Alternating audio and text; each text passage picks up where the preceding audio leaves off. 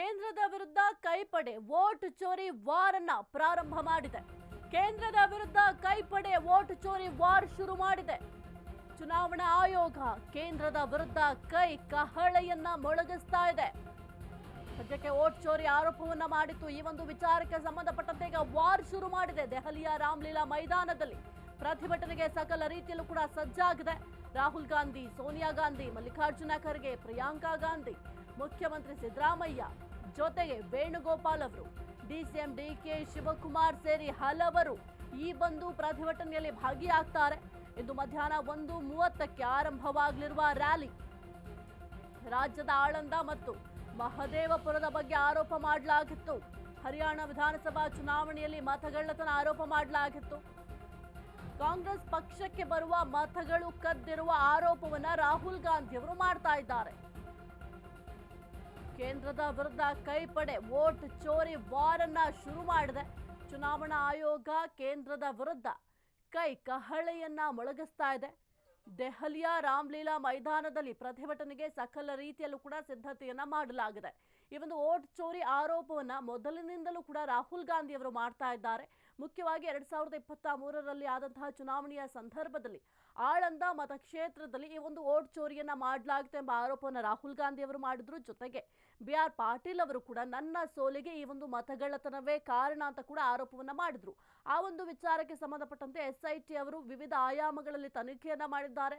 ತನಿಖೆಯನ್ನ ಮಾಡಿ 22,000 ಪುಟಗಳ charge sheet ಅನ್ನು ಕೂಡ ಸದ್ಯಕ್ಕೆ ನ್ಯಾಯಾಲಯಕ್ಕೆ ಸಲ್ಲಿಕೆಯನ್ನ ಮಾಡಿದ್ದಾರೆ. ಈ ಒಂದು ಚಾರ್ಜ್ ಶೀಟ್ ನಲ್ಲಿ 7 ಆರೋಪಿಗಳ ಹೆಸರನ್ನ ಉಲ್ಲೇಖ ಮಾಡಿದ್ದಾರೆ. ಮುಖ್ಯವಾಗಿ ಸುಭಾಷ್ ಗುತ್ತೇದಾರ್ ಅವರ ಹೆಸರು ಕೂಡ ಉಲ್ಲೇಖ ಆಗಿದೆ. ಜೊತೆಗೆ ಅವರ ಮಗ ಹರ್ಷಾನಂದ್ ಗುತ್ತೇದಾರ್ ಅವರ ಹೆಸರನ್ನು ಕೂಡ ಉಲ್ಲೇಖ ಮಾಡಲಾಗಿದೆ. ಹಾಗಾಗಿ ಈ ಒಂದು ವಿಚಾರವೇ ಈಗ ಬಹುದೊಡ್ಡ ಅಸ್ತ್ರ ಆಗತ್ತೆ. ಯಾಕೆಂತಂದ್ರೆ ಇವತ್ತು ಮುಖ್ಯವಾಗಿ ಒಂದು ವೋಟ್ ಚೋರಿ ಪ್ರತಿಭಟನೆಯನ್ನ ದೆಹಲಿಯಲ್ಲಿ ಮಾಡ್ತಾ ಇದ್ದಾರೆ. ಹಾಗಾಗಿ ಈ ಒಂದು ವಿಚಾರವನ್ನು ಕೂಡ ಪ್ರಸ್ತಾಪ ಮಾಡ್ತಾರೆ. ಈಗ ರಾಹುಲ್ ಗಾಂಧಿ ಅವರು ಪ್ರತಿ ಬಾರಿಯೂ ಕೂಡ ಆರೋಪವನ್ನ ಮಾಡ್ತಾ ಇದ್ರು. ಚುನಾವಣಾ ಆಯೋಗದ ವಿರುದ್ಧವಾಗಿಯೂ ಕೂಡ ಆರೋಪವನ್ನ ಮಾಡಿದ್ರು. ಹಾಗಾಗಿ ಈ ಒಂದು ವಿಚಾರ ಅವರಿಗೆ ಬಹುದೊಡ್ಡ ಅಸ್ತ್ರ ಆಗತ್ತೆ. ಈ ಒಂದು ಪ್ರತಿಭಟನೆಯ ಸಂದರ್ಭದಲ್ಲಿ ಆಳಂದ ಮತಕ್ಷೇತ್ರದ ಬಗ್ಗೆಯೂ ಕೂಡ ಪ್ರಸ್ತಾಪವನ್ನ ಮಾಡ್ತಾರೆ. ಸದ್ಯಕ್ಕೆ ಈ ಒಂದು ಪ್ರತಿಭಟನೆಯನ್ನ ಮಾಡ್ತಾ ಇದ್ದಾರೆ, ಹೋರಾಟವನ್ನ ಮಾಡ್ತಾ ಇದ್ದಾರೆ, ರ್ಯಾಲಿಯನ್ನ ಕೈಗೊಂಡಿದ್ದಾರೆ ವೋಟ್ ಚೋರಿ ವಿಚಾರಕ್ಕೆ ಸಂಬಂಧಪಟ್ಟಂತೆ. ಇದರಲ್ಲಿ CM ಸಿದ್ದರಾಮಯ್ಯ ಅವರು ಕೂಡ ಭಾಗಿಯಾಗ್ತಾರೆ. ನಮ್ಮ ರಾಜ್ಯದಿಂದ DK ಶಿವಕುಮಾರ್ ಅವರು ಕೂಡ ಭಾಗಿಯಾಗ್ತಾರೆ. ಜೊತೆಗೆ ಮಲ್ಲಿಕಾರ್ಜುನ ಖರ್ಗೆ ಆಗಿರಬಹುದು, ರಾಹುಲ್ ಗಾಂಧಿ, ಸೋನಿಯಾ ಗಾಂಧಿ, ಪ್ರಿಯಾಂಕಾ ಖರ್ಗೆ, ಮಲ್ಲಿಕಾರ್ಜುನ ಖರ್ಗೆ, ವೇಣುಗೋಪಾಲ್ ಅವರು ಎಲ್ಲರೂ ಕೂಡ ಭಾಗಿಯಾಗ್ತಾರೆ. ಈ ಒಂದು ಪ್ರತಿಭಟನೆಯಲ್ಲಿ ಮಧ್ಯಾಹ್ನ 1:30ಕ್ಕೆ ಈ ಒಂದು ಪ್ರತಿಭಟನೆ ಪ್ರಾರಂಭ ಆಗುತ್ತೆ. ಕೈಪಡೆ ವೋಟ್ ಚೋರಿ ವಾರ್ ಶುರು ಮಾಡಿದೆ. ಮುಖ್ಯವಾಗಿ ಆಳಂದವೇ ಬಹುದೊಡ್ಡ ಅಸ್ತ್ರ ಆಗತ್ತೆ. ಏಕೆಂದರೆ ನಿನ್ನೆ ತಾನೇ ಚಾರ್ಜ್ ಶೀಟ್ ಸಲ್ಲಿಕೆ ಆಗಿರೋದ್ರಿಂದ ಆ ಒಂದು ಚಾರ್ಜ್ ಶೀಟಲ್ಲಿ ಸಾಕಷ್ಟು ಅಂಶಗಳನ್ನು ಉಲ್ಲೇಖ ಮಾಡಲಾಗಿದೆ.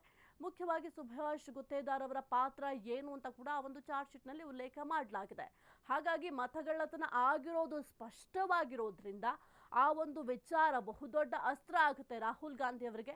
ಯಾಕೆಂತಂದ್ರೆ ಚುನಾವಣೆಯ ಸಂದರ್ಭದಲ್ಲೂ ಕೂಡ ಬಿಹಾರ ಎಲೆಕ್ಷನ್ ಇತ್ತು, ಆ ಒಂದು ಸಂದರ್ಭದಲ್ಲೂ ಕೂಡ ಮತಗಳ್ಳತನ ವಿಚಾರಕ್ಕೆ ಸಂಬಂಧಪಟ್ಟಂತೆ ಸಾಕಷ್ಟು ವಿಚಾರಗಳ ಬಗ್ಗೆ ಪ್ರಸ್ತಾಪವನ್ನ ಮಾಡಿದ್ರು.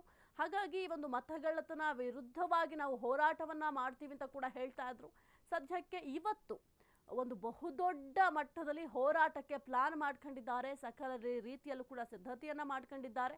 ಈ ಒಂದು ವೋಟ್ ಚೋರಿ ವಾರ್ ಅನ್ನ ಇವತ್ತು ಮಾಡ್ತಾರೆ ಕೇಂದ್ರದ ವಿರುದ್ಧವಾಗಿ. ಜೊತೆಗೆ ಚುನಾವಣಾ ಆಯೋಗ ಆಗಿರಬಹುದು, ಕಹಳೆಯನ್ನ ಮೊಳಗಿಸಲಿಕ್ಕೆ ಸಕಲ ರೀತಿಯಲ್ಲೂ ಕೂಡ ಸಿದ್ಧತೆಯನ್ನ ಮಾಡ್ಕೊಂಡಿದ್ದಾರೆ. ಚುನಾವಣಾ ಆಯೋಗದ ವಿರುದ್ಧವಾಗಿ ಕೆಲವೊಂದಿಷ್ಟು ರಾಹುಲ್ ಗಾಂಧಿ ಅವರು ಹೇಳಿಕೆಯನ್ನ ಕೊಟ್ಟಂತಹ ಸಂದರ್ಭದಲ್ಲಿ ಇಲ್ಲ, ರಾಹುಲ್ ಗಾಂಧಿ ಅವರು ಹೇಳ್ತಾ ಇರೋದು ತಪ್ಪು ಅಂತ ಕೂಡ ಹೇಳ್ತಾ ಇದ್ರು. ಈಗ ಸದ್ಯಕ್ಕೆ ಈ ಒಂದು ವಿಚಾರಕ್ಕೆ ಸಂಬಂಧಪಟ್ಟಂತೆ ಹೋರಾಟಕ್ಕೆ ಸಕಲ ರೀತಿಯಲ್ಲೂ ಕೂಡ ಸಿದ್ಧತೆಯನ್ನ ಮಾಡ್ಕೊಂಡಿದ್ದಾರೆ.